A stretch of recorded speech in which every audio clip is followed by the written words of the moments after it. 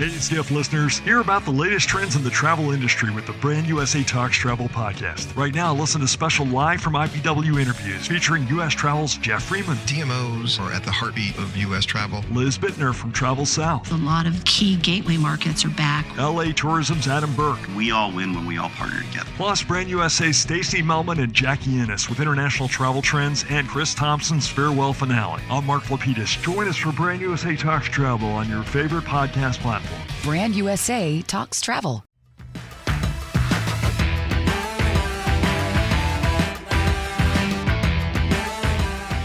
Hello, everyone, and welcome back to another episode of the Skift Travel Podcast with Sarah and Seth. I am Seth Borko, the head of Skift Research. I'm joined, as always, by Sarah Kopit, our editor-in-chief of Skift. How are you doing, Sarah? Hello, I'm good. How are you? Excellent. And today we've got an amazing topic. It's sleep tourism. So if you've ever heard yourself utter the phrase, I can sleep when I'm dead, I've got bad news for you. You're a little bit out of step with the trends of today. Getting a good 8 to 10 hours is a priority for Gen Zs, and not just for Gen Zs, actually for many generations. So of course, the tourism industry and the travel industry needs to take notice of these emerging trends. Skift's editor-in-chief, Sarah, is on the case. She's reported a new feature story on the rise of sleep tourism. It's called The Science of Sleep, how the travel industry is cashing in on tourism's latest obsession. So let's jump in. Sarah, what is like this growing fascination with sleep amongst Gen Z? Oh, I mean, it's kind of interesting because the sleep or the hotel and hospitality industry, to a certain extent, have always been about sleep, right? I mean, it's what you do when you go to a hotel. But the most recent kind of emphasis is really on the scientific backing that we now know, coming from the medical community, coming from, a lot from the wellness community, also about how to actually help weary travelers and road warriors really get that precious shut-eye. It's kind of interesting. There are two kind of distinct wings to this movement. The first is really around jet lag. So people who are flying across time zones, it's like the granddaddy of all travel-related sleep woes is when you're crossing time zones and you have, a big meeting on Wednesday, you've left your house, I don't know, Sunday, you're somewhere in time and space getting to your destination, and you get off the plane and you're just all upside down and miserable and nauseous and tired. And then you can't even get to sleep when you try, right? So I'm sure I'm explaining or describing a very familiar set of events to many people here who travel for business. Awake on the plane for 10 hours, you finally make it to your hotel room, and then you're wide awake as soon as you hit the floor, right? Yeah. Exactly. And for me personally, I am not one of those people. Like, I have a really good friend who, like Taylor Swift, is like, jet lag is a choice. I wish that was me. That is not me. Like, it's kind of devastating to my body. And of course, it just gets worse, like everything else, as you get older. So jet lag is a big problem in my life. We work for a travel publication, like we're constantly flying all over the place, which is great. But, you want to be like coherent to enjoy all of it. So there's that. So, and there's tons of emerging science about circadian rhythms and how important they are and how to kind of trick them, so to speak, to prepare you for your trip. So that's like one wing of this kind of new movement. The other one really is it's this kind of, it's very attached to the wellness movement. It's using science once you get to the hotel to, so you can go to sleep when you want to. So you're optimizing your hotel room and your entire experience to really focus on one thing very specifically, and that is getting to sleep so you're rested and refreshed. And I had kind of a very fun experience at Equinox Hotels here in New York City, where I tested out all of their various sleep-related scientific bells and whistles, and it was great. Well, stick around. We're going to get around to that later in the podcast, hearing all about the wellness experience at the Equinox. So we've got these two pieces of sleep tourism then. I guess maybe got this more Yeah. scientific road warrior side of it, all about the jet lag. And then we've got this evolution of the wellness movement about refreshing yourself. How do the Gen Zs, how do the youths of today fit into this trend? Like are they on both sides, or are they more on the wellness side, Yeah. or? Well, they seem to be. They seem to be on anything that relates to getting good sleep. They're here for it, and I kind of love that. I mean, I'm old enough where I've been through many iterations of culture, and I think earlier in my career it was very much the hustle culture. For Yeah. me, girl boss type. You go all the time. You work all the time. If you're busy, that's great. You're important. All of that Well, kind of ethos, it's early almost a startup status type stuff. symbol. It's almost a status symbol. Having Yeah, that BlackBerry and being yeah. available 24/7 is sort of a weird sort of brag, right? I'm not old enough for the BlackBerry stuff. Oh, come on. I There was is using a there is. BlackBerry at my first job. Whatever, whatever. I But never the I never BlackBerry's had one. I really never did. Yeah, that is a I was. fascinating side subject rabbit hole that we could go down. I Yeah. don't know if it's for today. Okay. Yeah. Another Because podcast. the BlackBerry is long dead. But we have TikTok now. We have TikTok now. That's Yeah. what's replaced it. And what I liked is you actually linked to this clip in your article, this TikTok wellness influencer talking about sleep tourism. So let's have a listen. Come with me to adult sleep camp and let's celebrate World Sleep Day. I braved the rain and made my way to beautiful downtown Los Angeles, where I was hosted at my only hotel of choice downtown for a day of rest and relaxation. Hotel Figueroa revamped its rest and recovery suite with a slew of new partners to give travelers the sleep tourism experience. There's only one self-care suite in the entire hotel, and for $500 a night, you get a customizable take-home pillow from Pluto, along with in-suite workout apps, light therapy, and sips and supplements designed to get you to relax. And here's a little overview of the room. As you can see, very minimal, very soft lighting, very calming, beautiful. And here's the sleep doctor who guided us through any questions we had about sleep. And we have scalp expert Lori, who also guided us through a scalp meditation yoga sort of thing. At the end, we were treated to a wonderful dinner. So delicious. What a beautiful day in the rain. Get some sleep, everyone. You deserve it. So I feel relaxed already just listening to that TikTok, the dreamy music, the sleep doctor. I think that's an interesting point where she says, "Then you deserve it." That really is about how I think it's becoming a part of the culture. And I mean, we don't know if this is a paid influence or not, but how these hotels Yeah. that offer these sort of experiences, she calls it her hotel of choice, right? Yeah. Because it has that rest and relaxation element. So, it really kind of typifies what many hotels are really leaning into. So a lot of it is marketing, but it's what the hotel is there for anyway, right? Is so you can sleep. So those are some kind of small things that hotels are doing, like the lighting and the I don't know, induced meals and in drinks and all of that kind of stuff. But then there's the Equinox and what they are doing, which is on a whole nother level. And Equinox certainly is a big elephant in the room of sleep tourism and wellness tourism. They're doing a lot in that space. And we're going to get more into Sarah's firsthand experience with the Equinox hotels right after this message from our sponsors.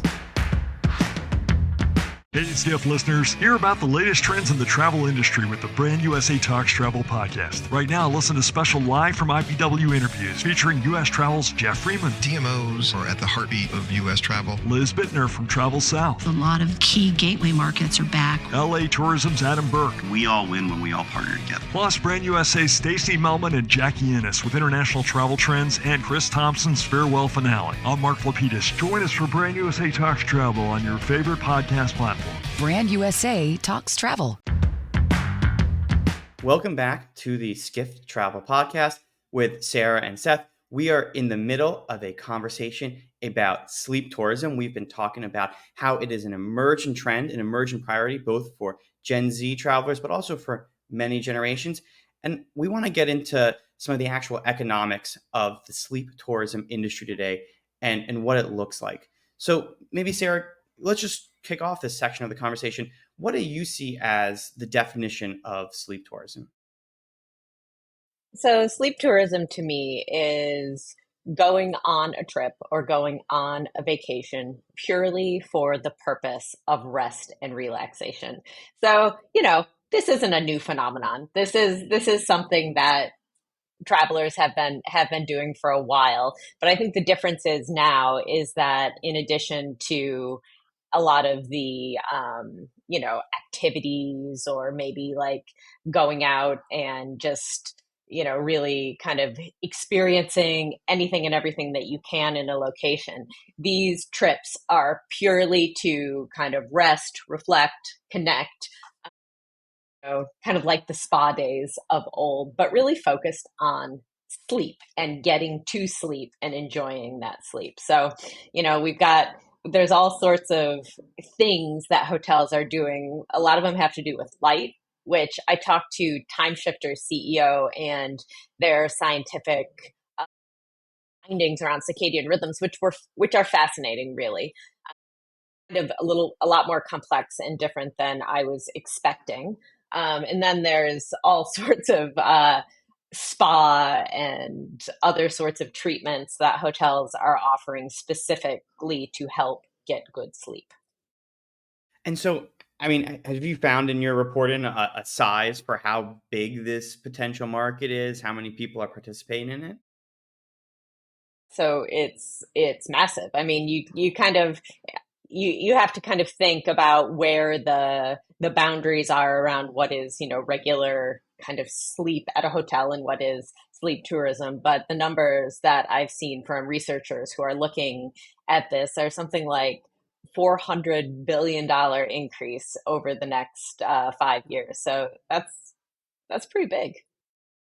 Yeah, and I think we actually we worked with you a little bit. We on the Skiff research side, we did a survey of our American Travel Tracker survey. It's about 800 Americans we surveyed, and I think 40% of them told us that they had booked some sort of sleep improvement activities, like some sort of rest or relaxation or Yeah, sleep experience. So 40% of American travelers participated in some way, shape, or form in this form of rest or relaxation tourism. That's a yeah, I think you're big. right. It's hard to That's delineate a between people. Yeah, it's a It's a big, big huge number. market. Yeah, it's a big number, and it just kind of shows that humans globally are really looking to improve this part of their lives. There's all sorts of studies, which of course surprised me none, about how, women, especially under 50, are sleep deprived. They think their life would be better if they could sleep more. Yes, yes, yes, 1,000 times yes.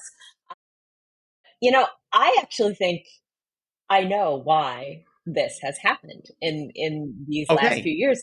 And I really think it was the pandemic. I think that, especially like, to have this sort of global trend, like, there are very few events that happen in the world. I mean, the pandemic was so unique. I'm sure scientists and historians will look back at this time with great interest, because it was like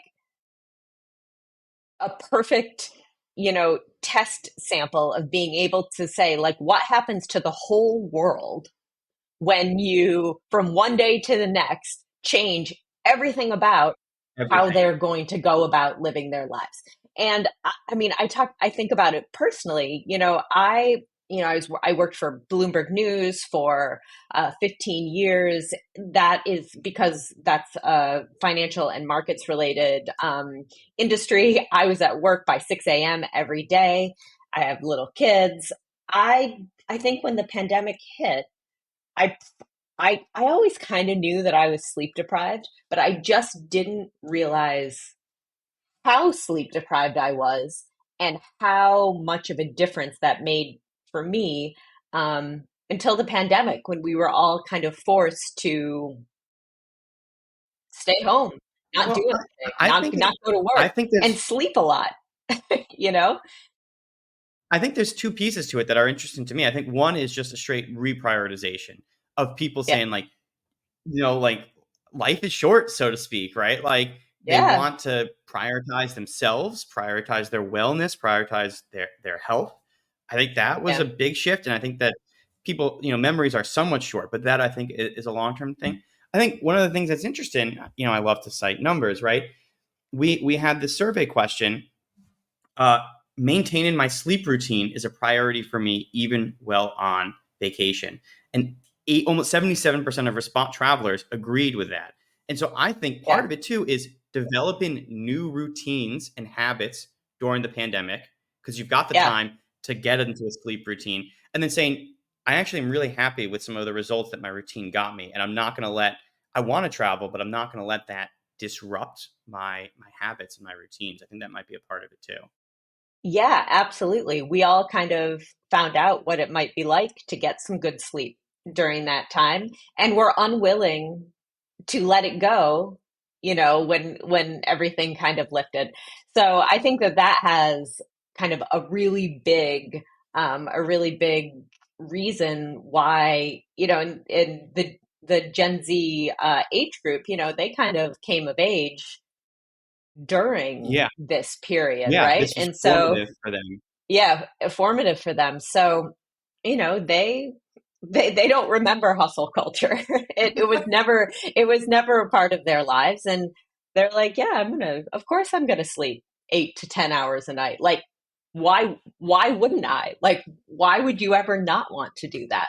And so for the rest of us who are kind of like scratching our heads, like, oh, okay, perhaps I should try this, and maybe I need a little help getting there. Well, So Sarah, that's what you these you did hotels are serving. you did try it though, didn't I you? You did. you took it for a bit of a test drive at the Equinox Hotel. So let's talk about that a little Yeah. bit. So what was that stay experience like for you? So it all kind of started at our Megatrends event, which Yeah. both of us were at in New York in January. And I interviewed Chris Norton, who is the CEO of Equinox Hotels. And at the time, I kind of gave him a little bit of a hard time on stage, because I was like, yeah, I don't know if I want to like go to a hotel and have somebody stick an IV in my arm. I think we have a clip of that, which we can take a listen to now. Let's play it. I've read and I've seen some pictures about how you offer IV therapy. Tell me about that. I've never done it. I don't know. I think I would feel strange about having somebody put an IV in my arm at a hotel. But tell me why I'm wrong. Tell me why I'm wrong. Because we had this discussion when we talked last week. We did. And Convince me. thought it was the room service waiter who's going to do it. I wasn't sure. I don't know. No, these are registered nurses these are part of a medical company that's actually a third-party company we work with. Okay. It's incredibly popular. Yeah. And you could argue, but there's people that are huge believers and enjoy the benefits of it. It's in our spa, so in combination with a massage or a facial or people go in. We have these pods overlooking the trains that come in from Long Island, in Hudson Yards. Yeah. So you're sitting there, and actually, some people, have a glass of champagne with it. So All right, yeah, so that you were yes. nervous about it. What was the result? What was it really? So what was it really like? We can hear. We have a hard-nosed journalist here to tell us the truth about IV therapy at the Equinox Hotel. So when Chris and I got off stage, he made me promise that before I passed judgment on, the IV therapy, that I would come over to the hotel and try it out. And so I did. And but it wasn't just the IV. So I stayed overnight. I did a whole little like unscientific sleep study. I pulled a Fitbit out of the back of the closet, tried it out. And I measured my sleep for the week before I went to the Equinox. I went to the Equinox Friday night, did it all. My Fitbit gave me a rating of only fair sleep, Monday through Thursday. And so I kind of wanted to see, this of course is incredibly unscientific. It was just kind of a fun exercise for me. So that's about right for me. I trust the Fitbit with my life. I trust the Fitbit with my life. Yeah, exactly. If it was a fair sleep, that's it. Super cool. So I had fair sleep that week. That seemed accurate. And so on Friday morning, went to the hotel. Chris and I had breakfast, and then I went to the spa. And not only did I get the sleep IV, I did an infrared sauna, all sorts of things that they have there in order to bolster your sleep. The infrared sauna was intense. I almost fainted afterwards. They give you an electrolyte drink. Like all of a sudden I started seeing like a bit of tunnel, like, I don't know if you've ever had that experience, No, but I was like, whoa, I okay. struggle in a normal sauna. If I'm in a sauna for Yeah. like 5 minutes, I'm like, oh, I'm woozy. But this sounds like a Yeah. overdrive. Yeah. And so after that, I actually did the IV. And it was the sleep IV. So, I mean, of course, what Chris said is accurate. I mean, their spa is just to die for. And, there's registered nurses and I didn't have the champagne. I should have. I didn't. To me, that's the critical piece of the sleep I know, component, right? yeah. Like I should have listened to that clip Yeah. while before I went and knew that the champagne was available. I didn't know. Yeah. Or I'd forgotten. So yeah, you look out over the Hudson. It's very beautiful. I So finished. what was the verdict? What was the verdict on your sleep? So you had a fair sleep I finished before, the and then spa. with all the tools. Yep. Yep. And so, but they have more. But they have more, Seth. So they sent up, these little like accoutrements that they have to the room. They have they have their own proprietary sleep masks. They have like a charcoal infused time drink. They have all this stuff. It's so good. And you know what my favorite part is in the room? Like we're talking about our various ages to date. I'm going to date myself here. I'm one of those people, when you go to a hotel, I cannot figure out how to turn all the lights off.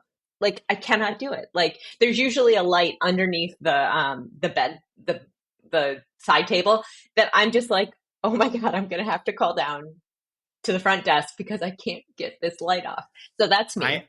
So I think that I am not the only one. I actually read something, I think it was in the New York Times last week, that they had a whole article about the frustration with trying to figure out how to turn the lights off in hotels these days. This is hand to God, Sarah. I had to call the front desk. It was the most embarrassing phone call I made. When we were in India, I had to call the front desk and be like, hey, I'm sorry. I just can't get the lights off. Yes. Can you send someone up to help me do it?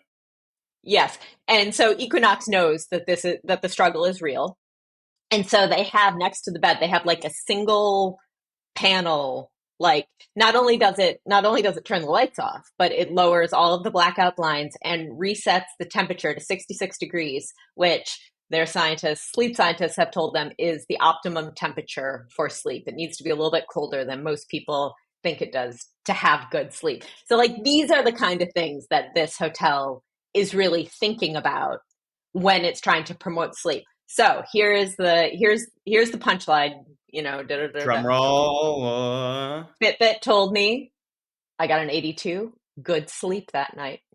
The only day of the week that I did get good sleep. Yep. So it's told scientifically Chris, proven. I was like, it works. Yeah, very unscientifically proven. I thought my husband came for dinner with me. We went to dinner there, and I had one martini, and I thought that was really going to screw me up, but probably did a little bit. So usually it has the opposite effect. Like I said, this was an unscientific study. We were there to have the full experience, but it does anyway, sound like it was great. Scientific or not, it sounds like a wonderful study is what I'll tell you. It sounds like it was a wonderful test. Yeah, we all have to suffer for our jobs sometimes. And, we thank you for suffering on our behalf to go out and get the stories, Sarah. You're welcome. Yeah. I know when we were staying in India, they had a hotel. They had a pillow menu at some of the hotels that we stayed at, where I could select from my choice of various levels of pillows, and I've seen a lot of these advanced relaxation kits at a lot of hotels. Often, I'm afraid to touch them. I'm afraid I'm going to get charged like $50. Yeah, you probably will. Probably will. Yeah.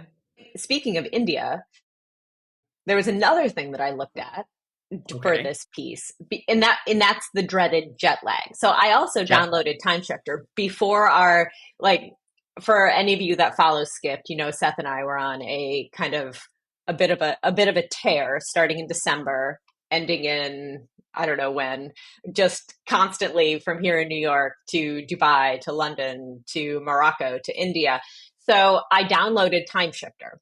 So this is an app that they are very into the circadian science of the circadian rhythms of your body that can help with jet lag. So they are not so much in the wellness camp at all. They are in the pure play jet lag camp. And it was amazing. They also, like I said, I downloaded it and I used it, and it worked for me too, which, I was talking to the CEO of Time Shifter and I was like, it's amazing. It worked. And he just said, I don't know, he wasn't that surprised because, the science is the science, right? Like, it does just simply work. The thing that's the most interesting. I was talking to some colleagues, and their advice was just, look, as long as you can stay up till 5 p.m. and then go to bed, that's it. But I guess that's old fashioned. That's way too simplistic of just stay up till 5 p.m. Well, I mean, it's kind of, for me anyway, I think for a lot of people, yeah, I try to do that, but then I'm exhausted, like mentally and physically exhausted. Like my eyes hurt, like the back of my eyes hurt. I'm so tired, but I can't go to sleep. And there's not just one circadian rhythm in your body. There are, 10, 20 different, it's why different circadian clocks that you kind of have to trick in order to get them all on the same, to sync up. And what Time Shifter's CEO told me was that the biggest factor in whether you're able to overcome jet lag, it's not exercise, it's not food, it's not like kind of some of the other things that maybe we might have heard, it's light. So on the Time Shifter app, it starts a couple of days before you're going. Like if you're going to Europe or the Middle East or Asia on like one of these big, long overnight, long haul trips, you kind of start adjusting your sleep going to bed. If you're traveling east, you're going to bed a little bit earlier, waking up earlier, and then it gives you prompts about when to go and stand out in the sun and when to shield your eyes from any light, like for 15 minutes, and what it's doing is it's, tricking your like melatonin systems and all of the kind of circadian clocks in your body to try to shift your body clock to that different time. You have to start a few days before. So, and it's like, go and stand out in the sun for 15 minutes, and they also talk about using melatonin and using caffeine if that's something you're into. So it was not only fascinating, but that worked for me too. So I guess now all I have to do is use Time Shifter, fly to Asia where, maybe someday there'll be an Equinox hotel and get an IV and I'll be good to go. And that's all it takes. That'll be perfect.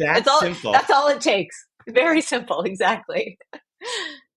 Well, I think from all levels of in between, so it really does cover the spectrum, right? Like you've got these hotels. Obviously, hotels they say for years, it's all about heads in beds, but it's specifically now about how that head gets in that bed and sleeps in that bed. We've got the apps. We've got the airlines coming into play as well. I think they're doing all sorts of stuff with lighting. So it really is a full sleep tourism full court press ecosystem. Yeah. Well, and another thing that was interesting, this is actually the seed of the story, why I started writing it. I was talking to the tourism folks at Tourism Australia, and I spoke with one of their problem, right? Yes, that's what they said. They said, they were talking about how, it's hard to get people from maybe the US to come over because it's so far away, it's expensive. These are big trips. And I started talking about jet lag and they're like, but that's probably one of the biggest things is that when people come over, they have to stay for such a long time because the jet lag is so intense. And if they could figure out a way Yeah, to that's fix that's a that. fascinating point because I'm planning a trip to Japan and we're Yeah. literally baking in a jet lag day. But I mean, Yeah. I might that would be need an interesting 3. study. Yeah. Yeah, Yeah. yeah. Exactly. So if I didn't have to bake in 1 to 3 jet lag days, Uh-huh. how many more activities could I go to? How many more restaurants could I Yep. go to? How much more could I spend in Gonna say, how destination? much more money can you part Yeah, with? Yeah. Yeah. that's a fascinating angle there. That if you're if you're in a long haul tourism market, this is not just a wellness or even a luxury. It could even be a straight dollar, like a ROI. Yeah. There could be a real return on investment from jet lag. Maybe we should do some more tests, Seth. You and Maybe we I. should do some more Well, tests. Fly to Asia a couple more yeah. times. Well, Yeah. we'll do those. We'll do those tests. Call We'll us. put ourselves up Let us know. as the poor Yeah. subjects for all the sleep tourism. And if you've got any sleep tourism Yep. things you need to test us, let us know. We'll report on it Yep. in Skift in future stories. As always, I'm Seth Borko, sb@skift.com. I'm joined by my co-host. I'm Sarah Copen at SEK@skift.com. Sarah's article is live now on where else? Skift.com. You know where to find it. I hope you'll read it and enjoy it and let us know if you have any questions. Thank you for listening, and please tune in next week where we'll be talking about Google Hotels, one of the biggest players in the travel industry. See you then.